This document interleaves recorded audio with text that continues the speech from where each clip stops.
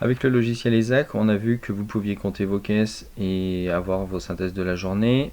Maintenant, pour aller au-delà de ça, on a une partie d'export pour avoir notamment un bilan en fichier Excel, une sorte de balance comptable, un choix de période qui va aller, pour l'exemple, du 1er novembre au 6 novembre.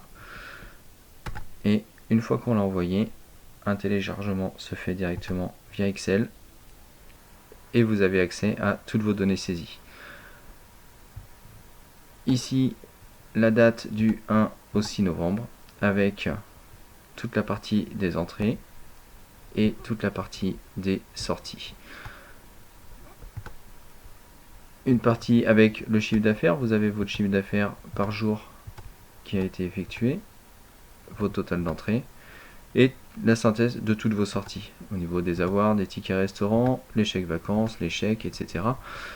Toute une partie avec les cartes bancaires par catégorie. On avait vu que vous avez la partie contact, sans contact et connect, donc toute la partie des tickets restaurants. Les clients différés, les achats par caisse, les attentes de monnaie pour le coffre. Ici, il est temps d'aller chercher notre monnaie pour réalimenter notre coffre. Les dépôts qu'on a effectués à la banque, les dépôts qui sont encore dans notre coffre. Pour l'exemple, on avait 347,93 € au 1er novembre avec une remise qu'on a fait le lendemain. Les fonds de caisse finales, le fonds de coffre et votre total de sortie.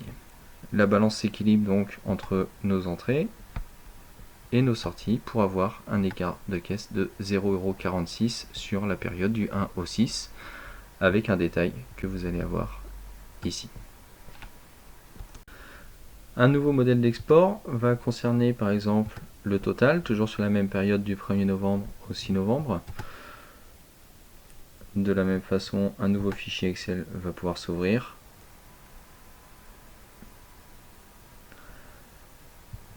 On est toujours du 1 au 6 avec les personnes qui ont compté les caisses.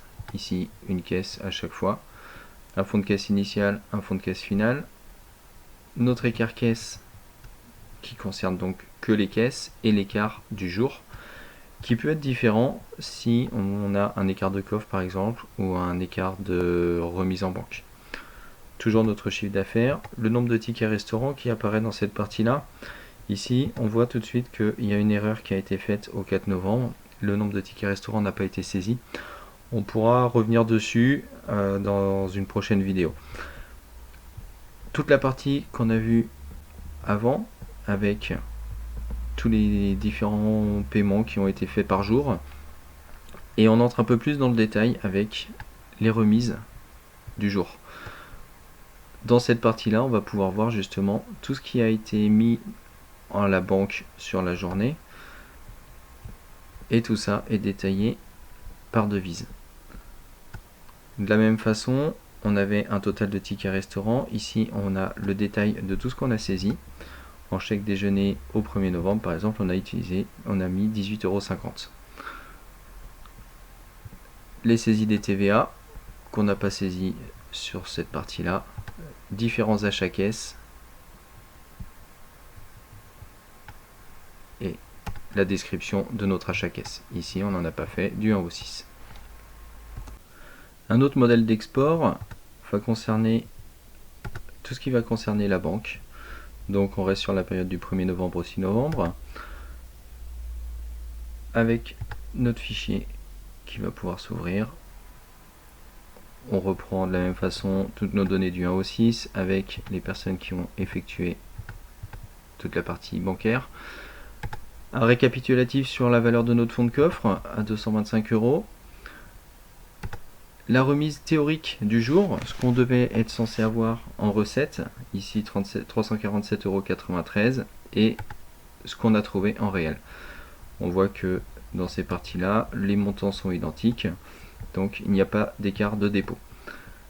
Les dépôts qui ont été effectués en banque, au 1er novembre 638,51 €, le deuxième 347,93 € qui correspond donc à la valeur de la veille 1er novembre, j'avais 347,93 € que j'ai déposé le 2.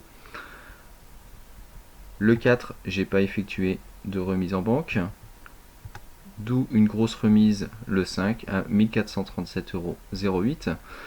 On voit que c'est l'addition des 638,96 € et des 788,12 € qu'on retrouve ici à 1437,08 €.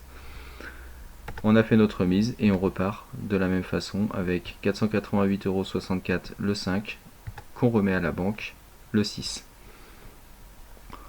On voit qu'on est en attente de monnaie, ici 375 €.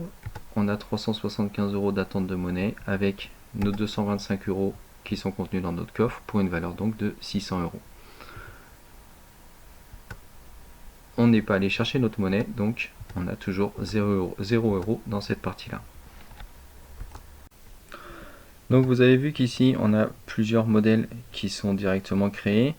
Il faut savoir que le logiciel Isaac peut vous créer directement vos propres modèles comptables.